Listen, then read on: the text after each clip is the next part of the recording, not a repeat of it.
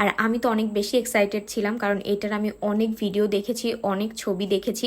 তো first time খাচ্ছিলাম, ভাবতেছিলাম কেমন হবে। আর এই যে দেখেন আমার রিয়াকশনটা, এটা অনেক মজা ছিল। এখন খাবো হচ্ছে আম কুলফি।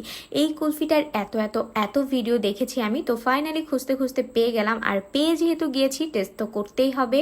এটা হচ্ছে টোটাল একটা আস্ত আম। আস্ত আমের ভেতর থেকে আটিটাকে বের করে ওই ভেতরে যে অংশটা থাকে ওইটার ভেতরে হচ্ছে কুলফিটা দেয়, দিয়ে এই যে এরকম করে ফ্রিজিং করে, তারপরে এই যে এইভাবে করে আমাদেরকে কেটে দিল।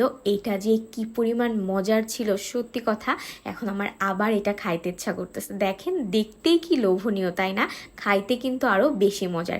আর আমি তো অনেক বেশি এক্সাইটেড ছিলাম, কারণ এটার আমি অনেক ভিডিও দেখেছি, অনেক ছবি দেখেছি। তো ফার্স্ট টাইম খাচ্ছিলাম, ভাবতেছিলাম কেমন হবে। আর এই যে দেখেন আমার রিয়াকশনটা, এটা অনেক মজা ছিল, বিশ্বাস করেন। আমার কাছে মামি জিজ্ঞাসা করতেছিল সত্যি কি মজার, আমি বলতেছিলাম আসলে অনেক মজার। এটা খেয়ে সবাই আমরা বলছি যে এটা খাওয়া হচ্ছে আজকের বেস্ট খাবার আমাদের জন্য।